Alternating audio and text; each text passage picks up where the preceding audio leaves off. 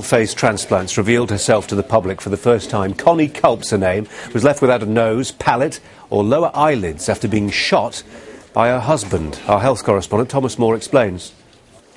She's still badly swollen from her transplant, but Connie Culp is now confident enough about her new face to brave the world. 5 years ago, the mother of two was shot in the head by her husband. Her nose, upper jaw and one of her eyes were destroyed, and despite 30 operations, she was unable to eat or breathe properly, and children ran away from her. But 5 months ago, in the world's most complex ever face transplant, surgeons took tissue from a donor to rebuild her features. She can already taste and smell, but her speech is still unclear. I guess I'm the one you came to see today. I think it's more important that you focus on the donor family that made it so I could have this Christmas present, I guess I should say.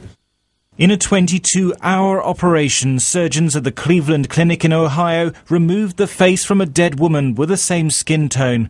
They then reconstructed Connie's jaw, cheekbones and muscles and reconnected blood vessels and nerves. Connie can enjoy her food. She eats hamburgers and enjoys her pizzas. She is drinking coffee from the cup.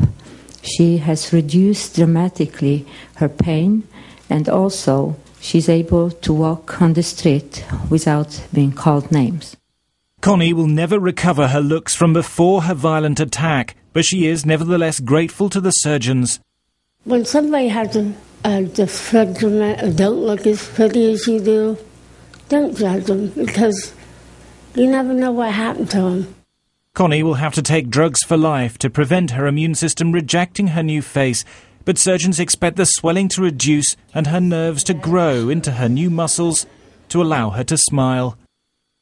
Well, Thomas is here. It's groundbreaking stuff. Yeah, absolutely amazing that they can do this kind of operation now. They've only done a face transplant 3 times before. This was by far the most complex, to actually take the underlying bone as well as the blood vessels and nerves and skin and to actually rebuild somebody with devastating injuries. As you look at the sort of before and after pictures, there's still a lot of swelling with the new skin on, which will subside, it's hoped, going forward. Yes, what you see there, just underneath her mouth, the 2 lines going down either side of her mouth, that's where the join is between her old face and her new tissue that they put on, and that's where the swelling is really noticeable, and that will go down. We know from the French woman who had a transplant a few years ago, Isabelle Dinoir, indeed. She had a lot of swelling at first. She wasn't able to smile. Her mouth drooped a lot, but as the nerves regrew, her face improved, and now it's very difficult to tell the difference.